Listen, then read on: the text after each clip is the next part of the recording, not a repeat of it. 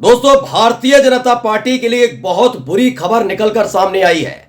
एक ऐसी रिपोर्ट जिसे पूरी तरह से कॉन्फिडेंशियल रखा गया था, जिसे सोचा गया था कि किसी के हाथ नहीं लगेगी, वो रिपोर्ट लीक हो चुकी है। इस रिपोर्ट में साफ साफ लिखा है कि कई राज्यों से बीजेपी का सूपड़ा साफ होने जा रहा है, जिसने दिल्ली में बैठे आला कमान, हाई कमान और तथाकथित चाणक्य की टेंशन बढ़ा दी है। खबर यह तक है कि इस रिपोर्ट के आधार पर, इस रिपोर्ट को देखने के बाद कई राज्यों में भारतीय जनता पार्टी अपने प्रत्याशी तक नहीं उतारेगी। जी, ये खबर हवा हवाई नहीं है, बल्कि आज जो मैं रिपोर्ट दिखाने जा रहा हूं, उस रिपोर्ट को देखने के बाद आप समझ जाएंगे सिर्फ हिंदी भाषी क्षेत्रों में ही बीजेपी चुनाव लड़ेगी। बाकी जगहों पर चुनाव लड़ने के लिए उसे साथियों की जरूरत है जो उसे मिल नहीं पा रहे हैं।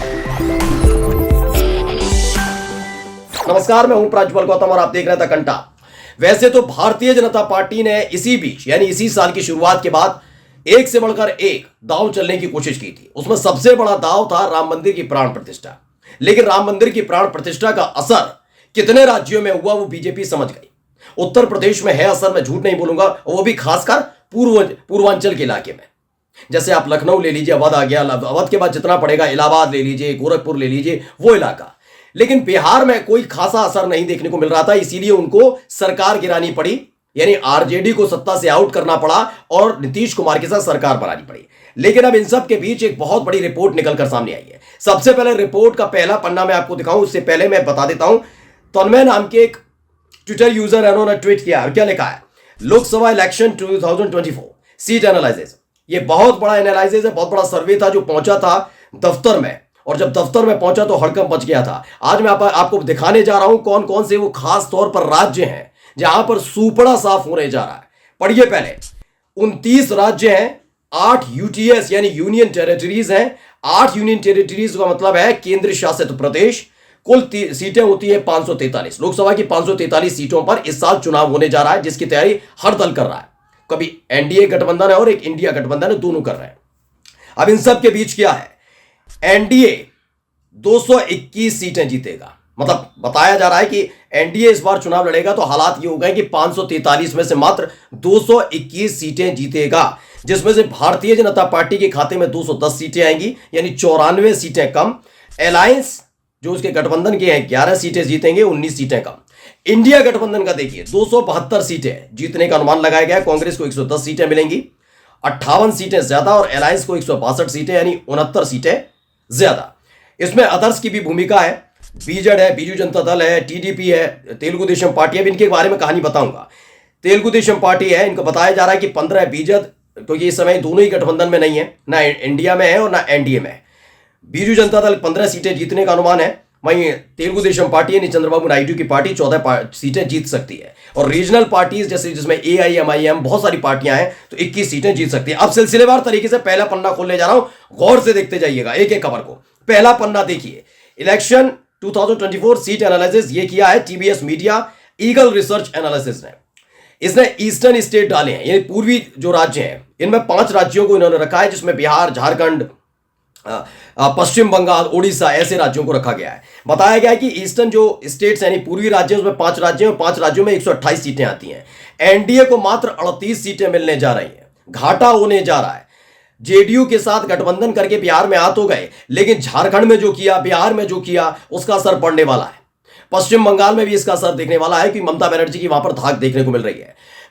उड़ीसा का जो मैंने जिक्र किया था, ये बीजू जनता दल के साथ लगातार गठबंधन करने की कोशिश कर रहे हैं, क्योंकि इनको पता लग गया है कि हालात बहुत बुरे हैं। ये 38 सीटें जीतेगी एनडीए का मतलब बीजेपी का अलायंस। लेकिन कांग्रेस का अलायंस यानी इंडिया गठबंधन कितनी सीटें जीत रहा है देख लीजिए, 75 सीटें, और अदर यानी 15 सीटें। बीजू जनता दल 15 सीटें जीत सकती है। इसलिए बीजू जनता दल के साथ लगातार गठबंधन करने की कोशिश अब बीजेपी कर रही है, कम से कम उड़ीसा में उनकी साख बची रहे और इन 5 राज्यों में वो अपनी लीड हासिल कर ले। खैर, दूसरी तरफ आइए, दूसरा है नॉर्थर्न स्टेट, जिसमें 8 राज्य आते हैं। नॉर्थर्न का मतलब जो उत्तरी इलाके हैं, जिसमें उत्तर प्रदेश है, उत्तराखंड है, जम्मू कश्मीर है, पंजाब है, हरियाणा है, दिल्ली है, ये राज्य है। इन 8 राज्य और 3 केंद्र शासित प्रदेशों का है, जिसमें बताया गया 180 सीटें हैं। यहां एनडीए का अच्छा खासा वजूद है। उसकी वजह भी बता देता हूं।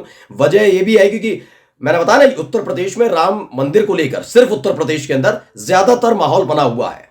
बताया गया है कि 180 सीटें हैं आती हैं इसमें, इन 8 राज्यों और 3 केंद्र शासित प्रदेशों में। इसमें से एनडीए को 113 सीटें मिलने जा रही हैं। इंडिया यहां पर हल्का रह रहा है, यानी 62 सीटें, और अदर जिसमें बीएसपी बसपा ने किसी से नहीं किया गठबंधन अभी तक, तो 5 सीटें। अब आ जाइए अगला, साउथर्न जो दक्षिणी राज्य है उसके लिए है 5 राज्य और 3 केंद्र शासित प्रदेश है। वहां पर 5 राज्य, जिसमें पुडुचेरी भी है, केंद्र शासित प्रदेश है, गोवा है, और जिक्र किया गया है कि केरल, कर्नाटक, तमिलनाडु, ये तमाम है, आंध्र प्रदेश, तेलंगाना, ये राज्य रखे गए। इसमें बताया गया कि कुल मिलाकर यहां पर आती हैं 132 सीटें, जिसमें से मात्र 18 सीटें एनडीए यानी बीजेपी का गठबंधन जीतेगा, लेकिन इंडिया यहां पर 86 का स्कोर पास करेगी, यानी 132 में से 86 सीटें इंडिया गठबंधन के पास होंगी और एनडीए के पास मात्र 18 सीटें होंगी। अदर्स के पास 28 सीटें होंगी, और ये 28 की सीटों का आंकड़ा मैं बता दूं, टीडीपी, बीआरएस, एआईएडीएमके, जिसने हाल ही में धुतकार के भगा दिया बीजेपी को, अपने गठबंधन से बाहर कर दिया, वाईएसआर कांग्रेस, ये तमाम है।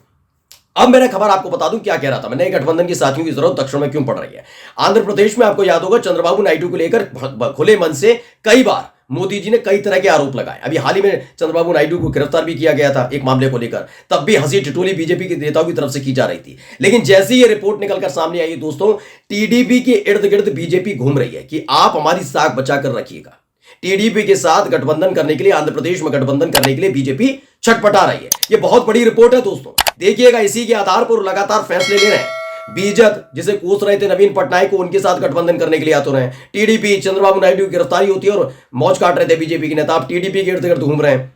अब आइए वेस्टर्न स्टेट यानी कि पश्चिमी जो राज्य हैं, इसमें आप देखेंगे तो अमूमन महाराष्ट्र है, तमाम और राज्य, गुजरात है, ये तमाम राज्य हैं। तो इसमें क्या क्या है, गुजरात में चूंकि स्थिति अच्छी है भारतीय जनता पार्टी की, नो डाउट, बताया जाता है इसमें 3 राज्य आते हैं और 2 यूनिट टेरिटरी आती है, यानी कि केंद्र शासित प्रदेश। कुल 5 राज्य हैं, इसमें से 78 सीटें आती हैं और एनडीए के खाते में 40 जा रही है, जबकि इंडिया गठबंधन के खाते में 38 सीटें जा रही हैं। यानी 2 सीटों का फायदा एनडीए को दिख रहा है, ज्यादा ले रहा है। फायदा नहीं है, जबकि वो नुकसान ही है इनके लिए, क्योंकि पहले बहुत ज्यादा सीटें जीती थी, लेकिन इस बार हार रहे हैं। कुल मिलाकर यहां पर भी बेड़ा गर्क हो रहा है। अब आ जाइए सबसे महत्वपूर्ण, नॉर्थ ईस्ट। मैं नॉर्थ ईस्ट में 8 राज्यों की बात कर रहा हूं कि मणिपुर का जो कांड हुआ था उसके बाद से आपको याद होगा पिछले ही साल मिजोरम में विधानसभा का चुनाव हुआ, ना मोदी जी गए ना शाह बाबू गए, प्रचार के लिए नहीं गए, प्रचार के लिए गए नहीं, क्योंकि पूरा मालूम था कि कोई फायदा नहीं होने जा रहा। कुछ एक राज्यों को छोड़ दे तो ज्यादातर 8 राज्यों में से, जिसमें से असम को छोड़ दीजिए, 1-2 और राज्य छोड़ दीजिए, तमाम राज्यों में बीजेपी की हार होने जा रही है। खबर यह तक है कि हो सकता है कि अपने प्रत्याशी भी ना उतारो, क्योंकि जमानत जब्त हो सकती है। इनमें 25 सीटें आती हैं 8 राज्यों में से, 12 सीटों पर बीजेपी एनडीए जीत रही है, 11 सीटें एनडीए इंडिया के खाते में आएंगी, अदर्स के खाते में 2 सीटें आएंगी। यानी कुल मिलाकर भारतीय जनता पार्टी के साथ खेला हो गया है।